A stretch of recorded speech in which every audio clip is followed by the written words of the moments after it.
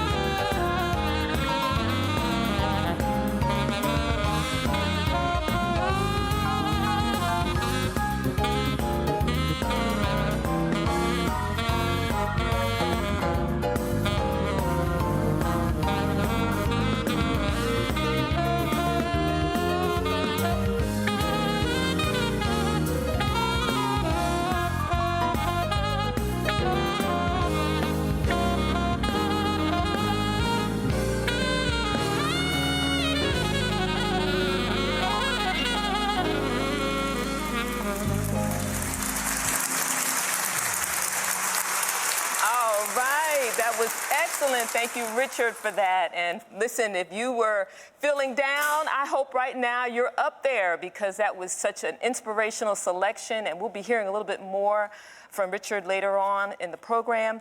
But right now, I have a phenomenal woman at the stage, on the stage with me right now, and she has just got a phenomenal testimony about some of the things that God has brought her through and what she does for people right now. She is an international speaker, she's a coach, a best-selling author, and she just helps entrepreneurs, but she's got a wonderful testimony herself. Her name is Joan Wright-Good. Thank you so much for joining us today. Thank you for having me. All right, well, I enjoy it. You look beautiful. Thank you, so do you, Kay. Thank you. And you know, what you've been through, you don't look like what you've been through, and that's one thing I love about God.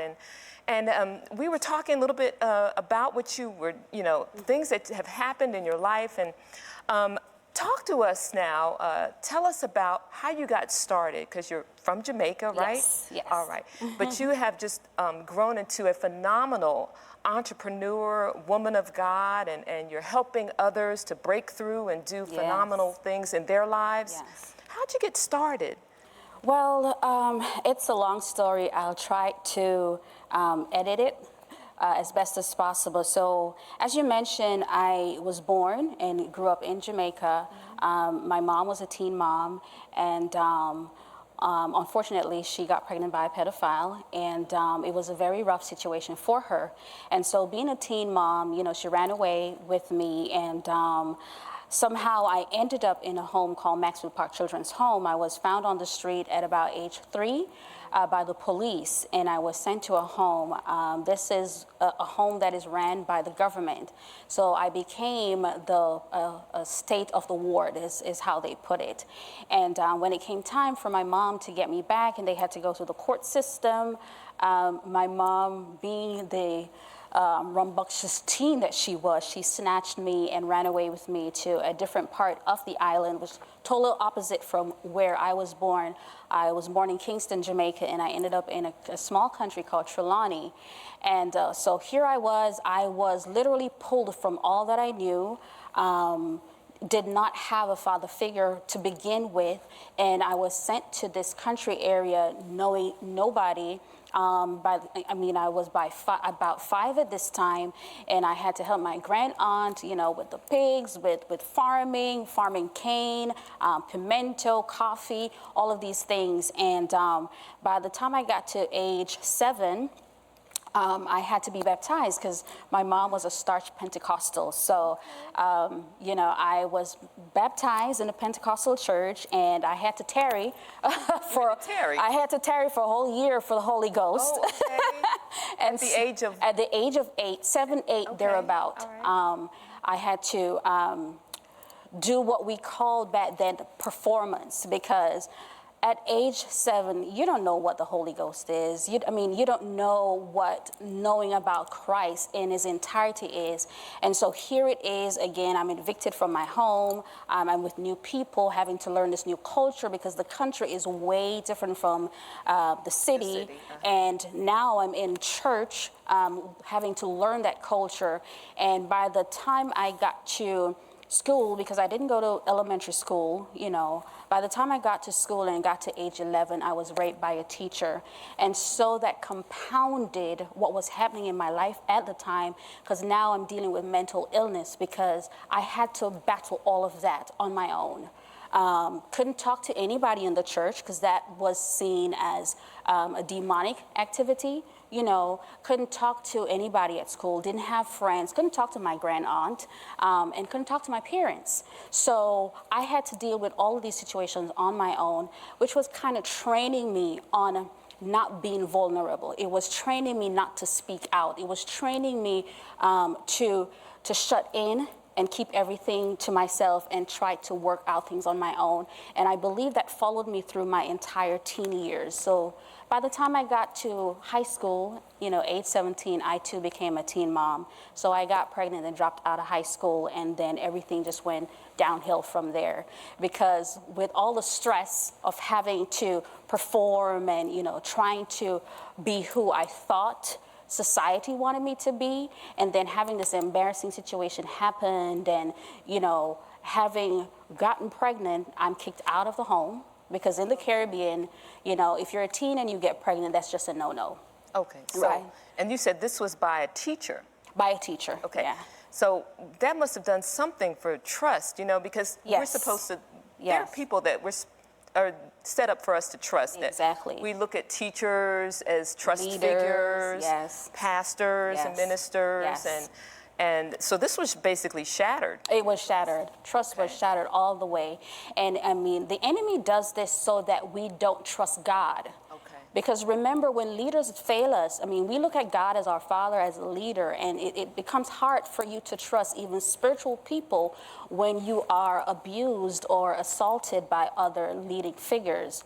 So, you know, getting pregnant, and my boyfriend at the time, he was also a teen, so he couldn't tell his parents. So here it is, I'm pregnant and I have to sleep on the street.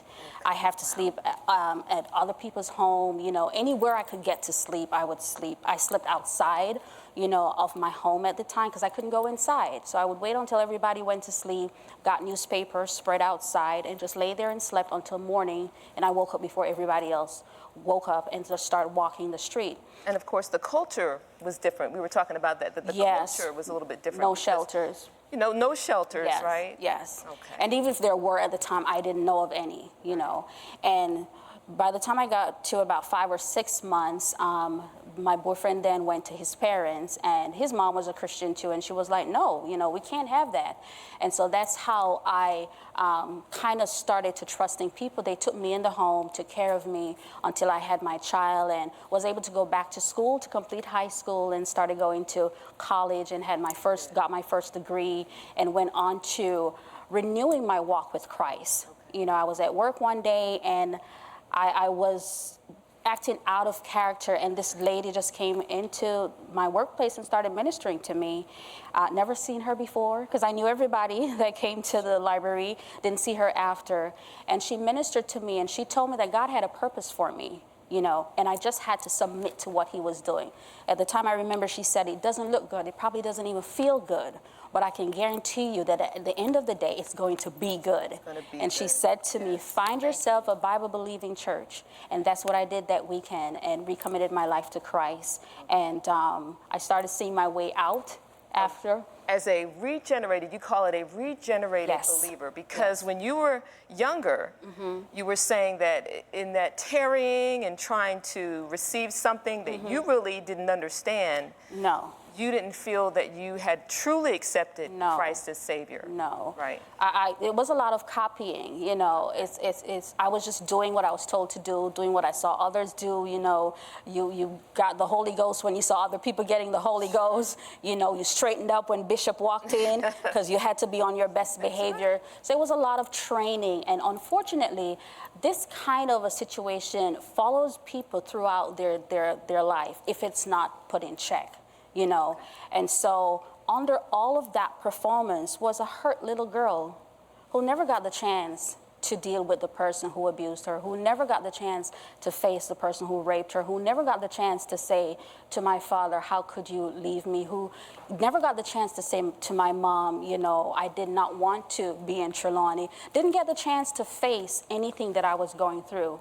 So I used school and work to kind of cover all of what I was going through until I had that moment, like Jacob, where I had to face what I was running away from.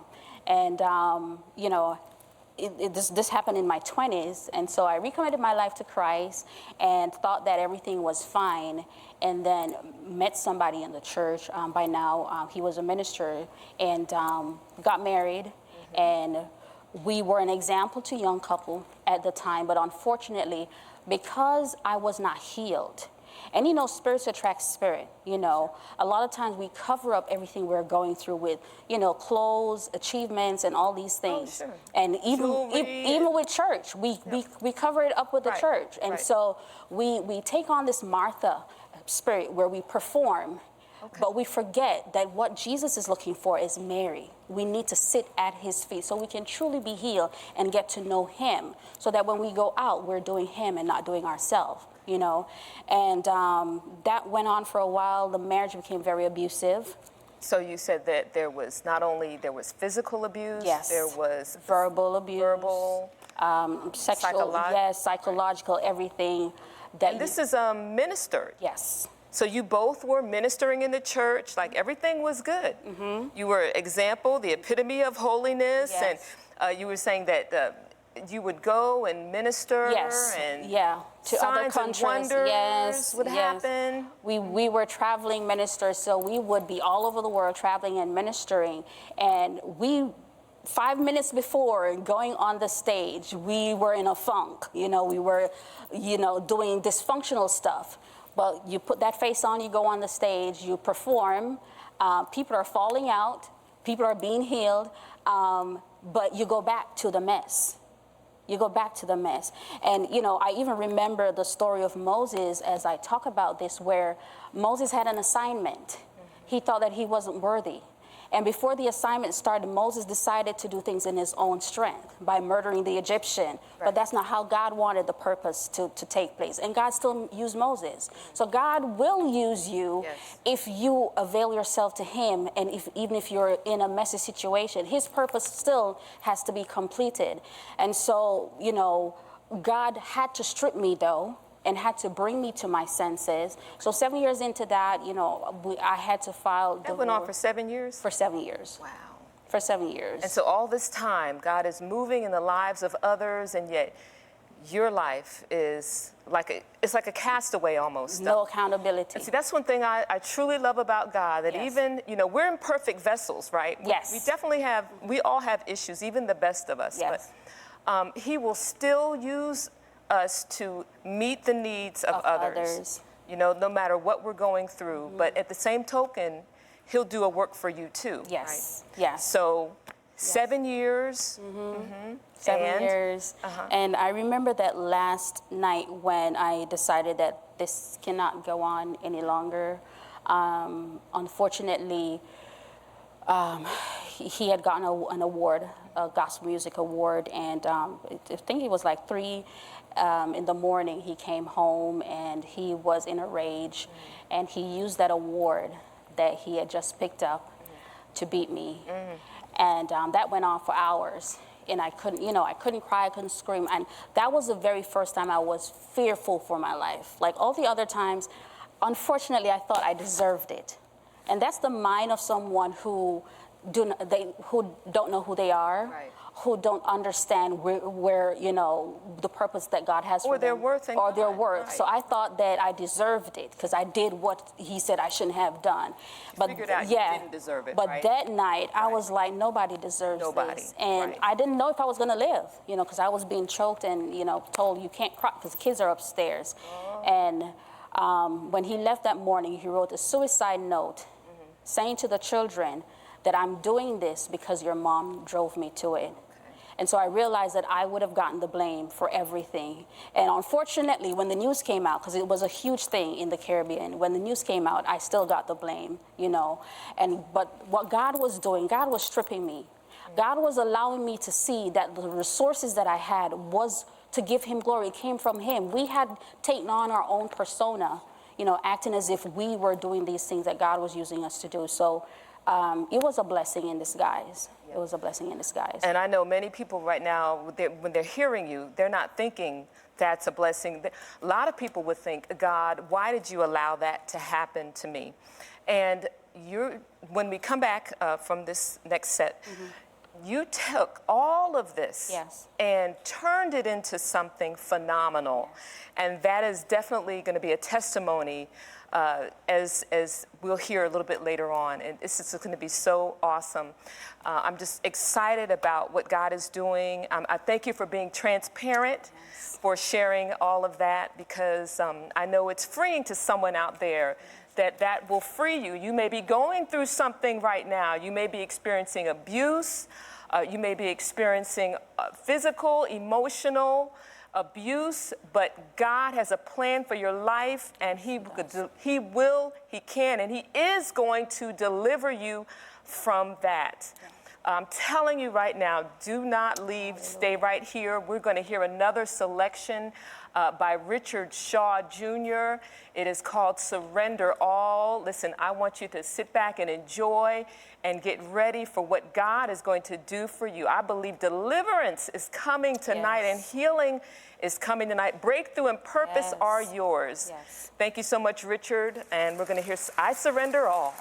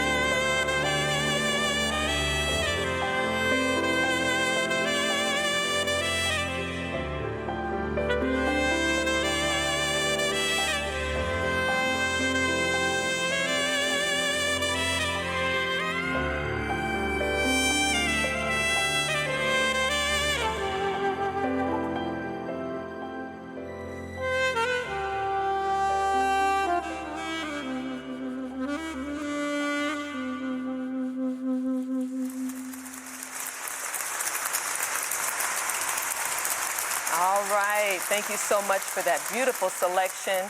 You see the number there, 770-300-9828. If you're not quite sure how to surrender all, call us and we will definitely help you on tonight. Amen. And I've been speaking with Joan Wright-Good, and she's got a phenomenal book. Joan, you have a book entitled From Brokenness to Victory. Yes. And that was also birthed out of your experiences. Yes. Tell us a little bit about the book, because you are not only an author, but a publisher as well, right? I am a publisher, and I am the CEO of Business Startup and Marketing Solutions as well. Okay. So out of my story, not only were many books birthed, businesses were birthed, other millionaires were birthed from my experience. And I believe this is what God wants when He brings us through different experiences. It's not for us to go through them and ask, Lord, why me? You know, ask Him what was the purpose, and then use that answer to go infect your area. Use it to impact your world. And so out of my experience, I wrote my book, and that's actually how my speaking career began as well. I remember being invited to my very first women's retreat, and the pastor's wife asked me to share. And I think there was about 100 women there, and all of these women were first ladies and pastors' wives and ministers, and there was not one dry eye left in the room. There was not one testimony that was not similar, but they did not have a safe place. So I realized that God gave me this. It wasn't for me. It happened to me, but it wasn't for me. And so the book was birthed, and started getting a lot of questions from people, you know, how do you do this? How do you get started? How do you write? And that's when I realized that I'm onto something. Because oftentimes I tell my clients, if more than 10 people are asking you the same question, they see you as an expert in something. So if you're seen as an expert, then you have to give them the resources. You have to give them the information. So that's how my publishing company started. But going back to how the business started, in 2012, when I completed my master's degree, I already had a law degree, and I had my first degree. And so when I came back to the U.S., because all of that happened in Jamaica, I thought that I was, fit and ready for a corporate world, but I just could not get any yeses. Right. My new husband at the time, because I remarried in 2011, he was an employee specialist. And so he was getting jobs for everybody and could not get me one. Couldn't get me one. And you know that was God. That was God. That was God. You know, sometimes when God shuts a door, we need to, we need to thank God for the open doors and the shut doors. Every door He shuts it for a reason. And so sometimes we're trying to get keys to open doors that God has closed for a reason. Right. And so I remember sitting at home and asking God, why, am I getting all these no's? And I heard the word clear, SWOT analysis. SWOT, Yes, and if you're in the corporate world, I'm sure you know what that means. So I started writing down my strengths, my weaknesses, my opportunities, and my threats. Yes. And when I realized that I had enough strengths to strengthen my own home, to strengthen my own bank account, to strengthen my family legacy, I'm like, why am I going to go out there to build something for the kingdom of darkness when God has given me all of this? And so I remember the story of the beggar that, he said to Paul, give us something. Yes, yes. And Paul said, listen, first of all, Paul said, give me your attention. Yes, so, when he turned around, he was expecting to get more than probably what the others gave him. That's right. But Paul said, what I have to give you cannot match with silver and gold. Right. That was what that SWOT analysis was for me. Okay. But not only that, Paul said, get up. Because the thing is that when you have gotten accustomed to asking for help, you started to depend on it. Yep. But Paul didn't just give him the word. He helped him up. So this is why even what I do, I go back and I help people up. Now, when you get up, right, you start walking, right? And that was what I did in terms of my story. I took it and I started walking. I created my business called Business Startup and Marketing Solutions, started putting out proposals. In 2 days, I was hired by an institute, an organization. And then 3 days after that, I was hired by a Jewish guy. And he was so impressed. He introduced me to his brother and then the other brother and then 4 people from that family. Family affair. Family affair. A Jewish family, and they pay well. And the rest is history. The rest is history. So you took it, you turned it around. Yes. Or God turned it around. God turned it around. there's three principles. There's three principles that you have. Yes. Talk about those just for a moment. So there are three principles that I teach my clients. Yeah. First of all, you have to sit with God. Not sit with yourself. Sit with God and ask him, what is it that you desire for me to do? Because every gift is not charisma gift. God hasn't blessed everybody in the body to teach, preach, and all of that. Everybody won't do that. But you have some impact. You have some say-so in the kingdom. And so when you ask God what it is that he has called you or rebirthed you to do, you have to get going on that thing. If he says you're supposed to empower women, don't just say, okay, I'm going to talk to my sister. No, sit with a plan. Create a plan, a purpose. You know, just like how he told Moses how to build the people how to build the tabernacle. God is a God of plan. And God is very detailed. He's also a God of covenant. So after you create that plan, you want to network and collaborate with other people, like-minded people, by the way. You want to collaborate and network because you can borrow other people's audiences and market. And we hate to do that sometimes. You know, in our culture, we believe everybody's going to steal our idea. But if God gave it to you, nobody can steal it. You know, there's plenty of people in the world. Exactly. And after you've collaborated, you want to make sure that you find ways to leverage what it is that you're doing. You have to monetize and make more of what you're doing. Don't just create a product. Create a service that goes with your product so you can upsell your product each time. Every time you're shopping online, I'm sure if you buy something on Amazon, they suggest this is suggested with that. Somebody else bought this with that. They got a whole list of related items. Exactly. You can click so pages. You should do the same when you start your business. Very good. Think of products and services that you can upsell with one of your products. You want to make sure you have 3 types of income. And though you're going to have multiple streams of income, you want to make sure you have multiple recurring income. You want to make sure you have signature income, and you want to make sure that you have hanging fruit income. And we could go into that. Look, tell us now your website. Yes.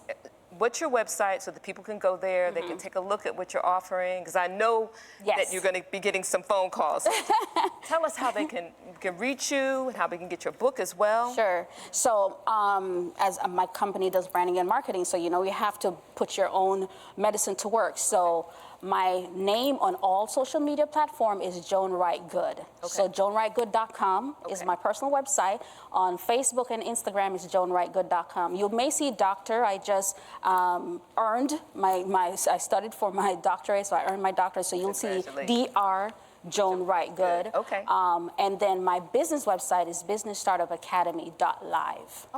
Businessstartupacademy.live. All right. Well, Joan, we just want to thank you so much. We got a few moments left. Now, tell us, just give the women out there, because you bless women, what is one thing you would say to a woman out there that may be dealing with something that you're dealing with, that you've dealt with in the past? You have to, first of all, know that God did not call you to being somebody else's doormat.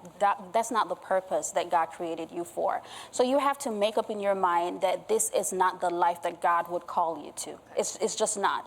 You also have to, we have to get to the place where we humble ourselves. A lot of women stay in situations because of pride. They're afraid to say what they're going through.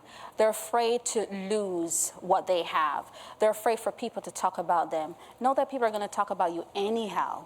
So you have to get to the place where you please God more than you want to please man. Because once you please God, those who are pleasing to him will be pleased enough that you're pleasing God, that they will come and help you out of whatever you're in. Seek the kingdom of God and all of his righteousness, and everything you need will be added. Thank you so much for joining us. We're so blessed by what you've shared with us tonight. God bless you, all that you do. Thank you. Oh boy, and now we have another selection from Richard Shaw Jr. entitled Speak to My Heart. Enjoy it.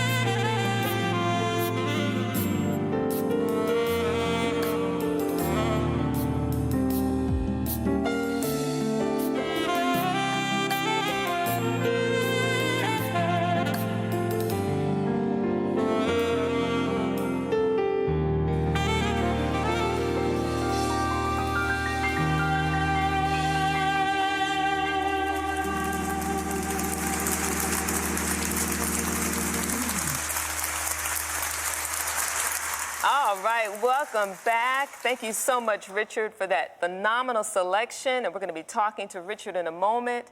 That was Speak to My Heart. And I know that the Lord, He's probably speaking to you right now.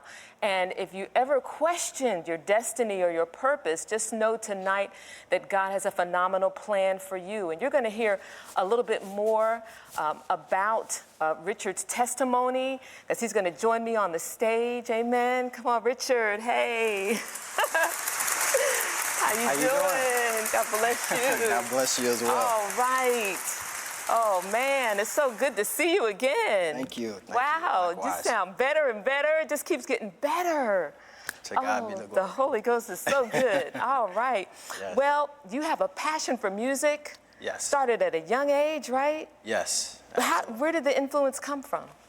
Well, my mom told me when I was in her womb, she would listen to music, and I would jump when she would listen to music. So I think that's what really initiated that fire or passion for music in my mother's womb, literally. So you would just jump when the music, was it Yes. particular music or? Just music in general. Okay. Yeah. It didn't matter what kind? Didn't matter.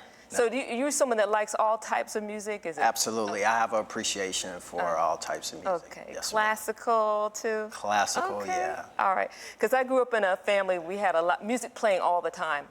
And my father had, you know, all the soul, you know, I'm not going to say that, I'm not going to give away the year, but just all different genres, you know. Yes. 1 minute we could be listening to classical, the next minute R&B, the next minute gospel. So music was definitely a part of our life. And my father used to play saxophone too. So Wow. how did you, what made you go to that instrument? Well, I heard a gentleman by the name of Kenny G. I don't know if you're familiar with him. Yes, I am. Kenny G. I heard him for the first time. I was about 10 years old. Okay. And I was in the Boy Scouts. And they were just playing random music. And Kenny G came across the speaker, and I inquired from one of my scout leaders, who is that? And he mentioned Kenny G. Okay. And I just fell in love with him. I didn't even know it was a saxophone at the time. I just fell in love with the sound. Okay. Yeah. So what was it? Just what was it? Just the riffs, the harmonies, or just did it make you feel a certain way? It did. Bring up. I've never heard an instrument that was so close to the human voice, singing wise. Okay. And as I did research later on, I found out that the saxophone is actually one of the closest instruments to a human voice. Okay. So yeah, I was just amazed by that. So just, and that sounds to me as though you're somebody that really you want to touch humanity. You know, because I mean, there's so many different instruments, and but just wanting to relate, you know, to humans on that level. Right. I mean, because when you hit that long note in that selection you just played, that long note, I said, okay, you know, I started feeling that deep down inside. So that's alto saxophone. Alto saxophone. Okay. All right. Absolutely. Okay. So you took lessons as a child?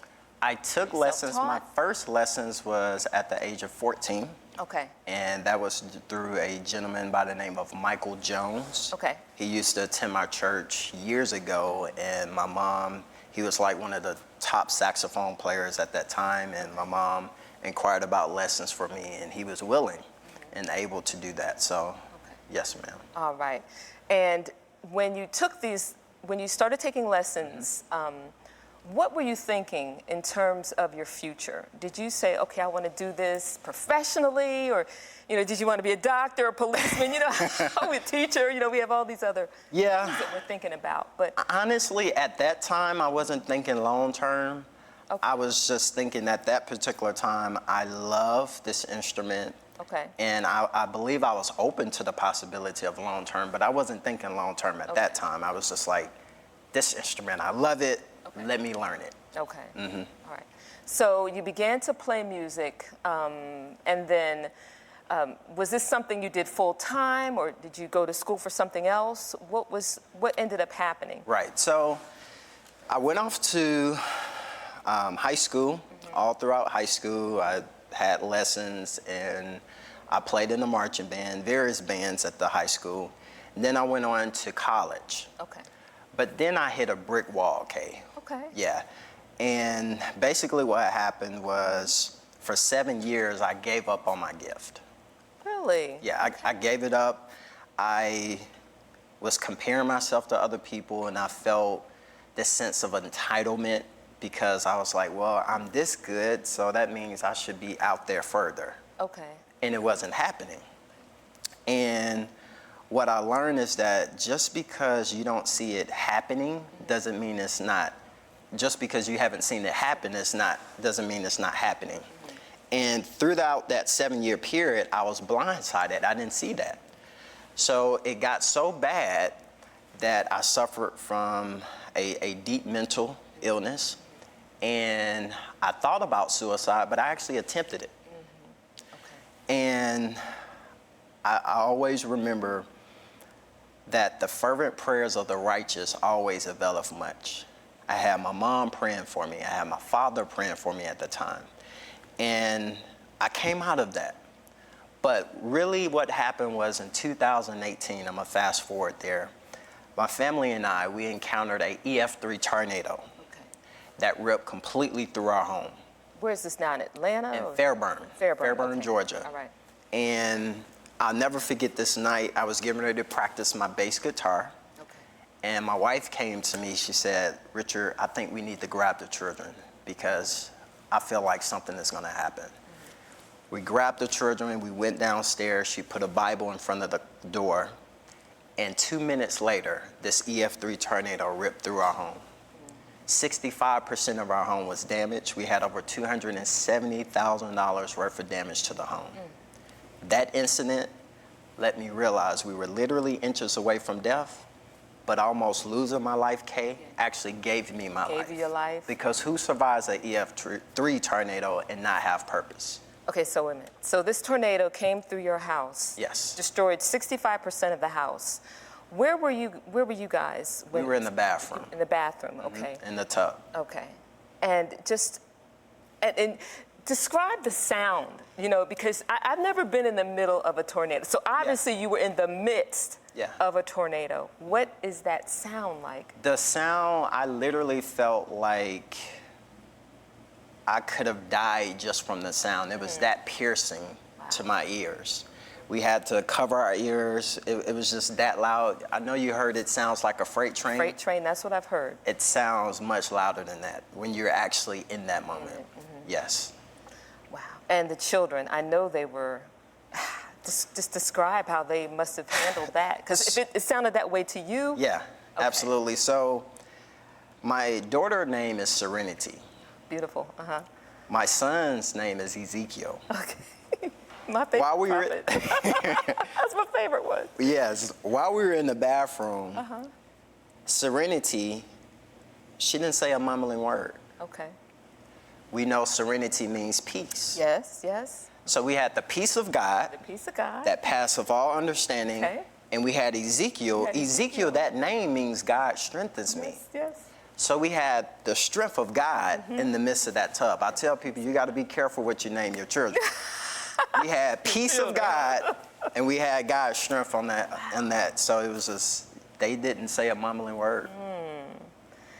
Wow, okay. So you survived this tornado, and you say, okay, God, this is an epiphany, it's a revelation, I've got to get back. And so those 7 years, you had done that for 7 years, not necessarily your fault, you know what I'm saying? I mean, we all have these areas sometimes where, we tend to, everybody has a weak area, put it like that. Absolutely. Because if we didn't, we wouldn't need God. And everybody needs God. Right.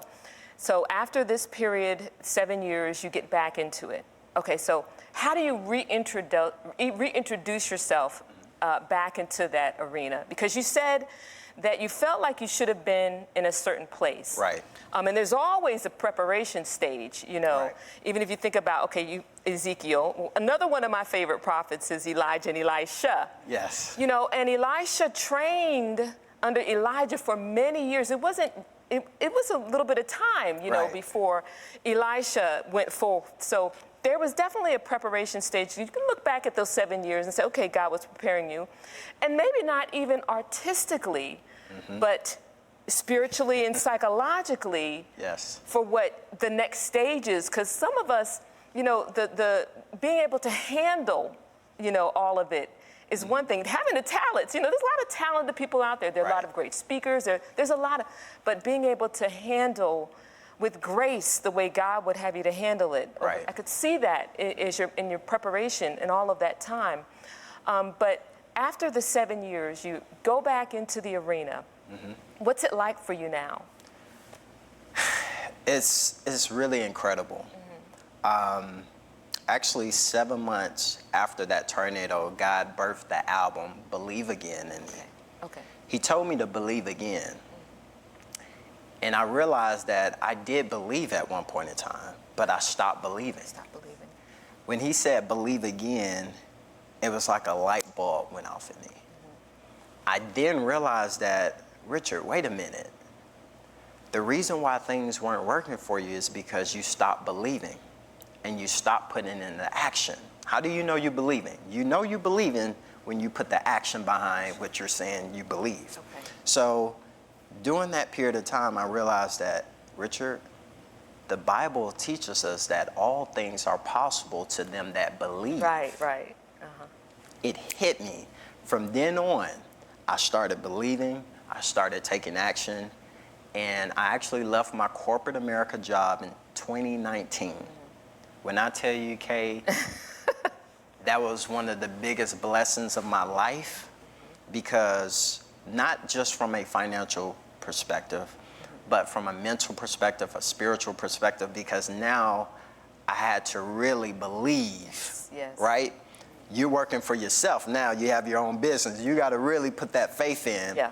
And I mean, it's just been, this year has been the most busiest year for me. And it's just amazing of what's taking place in my life. Wow. Yeah.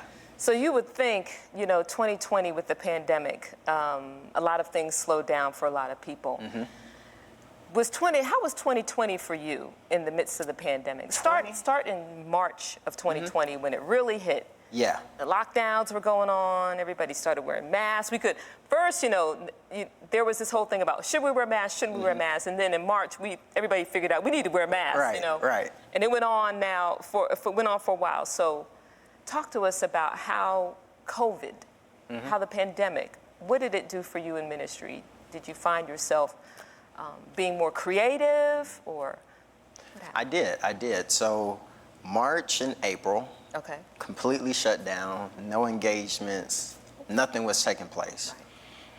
Around the end of April, I started having an idea, listen, if you can't be out live, why don't you do serenades online? Right. So I started that, and that lasted for about a month, 30 days. All right. And then things started to open live, but I still took precaution at that time. And the year 2020, believe it or not, was actually one of the most profitable years for me. Good. Throughout my whole life of playing music. Okay. It was the most profitable. So Excellent. it was really a blessing. I just took it as another one of those things where I had to really believe, because I had just ended my job in 2019. Okay. And then this pandemic happened. And then the pandemic happened. So I had to really have faith. Right. Right. Yeah. So you've worked with, or you have played in venues where Steve Harvey. Yes. Okay, and let's see, Jennifer Hudson. Yes. Yes. William Murphy, Tasha Cobbs. I mean, wow. Wynton Marsalis. Talk to us about some of those experiences. Wow, which one do you want to hear about first? They were all. So I'll tell you about Jennifer Hudson. I was actually in the movie. You'll see me in the movie Respect. Okay. It's coming out, should be out in August. Okay. I had an opportunity to do some things and work with Jennifer Hudson. Okay. Wynton Marsalis. I was actually at the Showtime at the Apollo. Yes. And that's where I met actually Steve Harvey. Okay. But after that, it's funny because I was on the subway coming home, and a lady asked me, she was like, "What do you have?" I said, "I have a saxophone." She said, "Play it." And I was like, nah, I don't want to. And my mom reached over and pinched me and said, boy, you better play that horn. Right. So I played on the subway, not knowing that she was best friends with Wynton Marsalis. She called Wynton Marsalis once she got off the subway train, and we immediately went to his condo. Look at that, see? All right.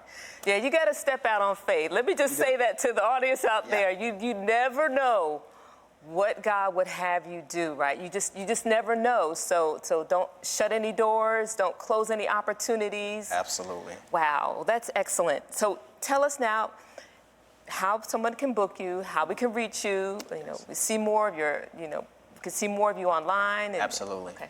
Yes, so you can reach me at www.richardshawjr.com. Once again, that's www.richardshawjr.com. I'm on all social media platforms under Richard Shaw Jr. Once again, that's Richard Shaw Jr. All right. And do you have any new music coming out? I have some music in the works. Okay. Yes, my latest album is Believe Again, and it's on all digital platforms, so definitely want to check that out. So Believe Again is out now, but you've got Yes. something new coming out. Yes. And is it going to be the same? Is it going? You got a little twist in there. Is it going to? Yeah. Be, is there unique? Something unique? Yeah, it's going to be unique. I have a feeling it's going to be a little. Yeah, it is. And then I have some Christmas albums coming up too, so All right. it's all in the works. Well, thank you so much, Richard, for joining us. We really you. appreciate you sharing your music and your talent and your testimony with us. Thank you so much. Absolutely. And all right, we want to thank all of you for joining us tonight on Atlanta Live. I hope you were blessed. I know I was. And just enjoy your week. Just enjoy what God has blessed you with, and enjoy fellowship and family, and take these testimonies and these experiences that you have witnessed today, and let God minister to you. And I want you to know to believe again, because God can do it. If he did it before, he can do it again. In Jesus' name, God bless you.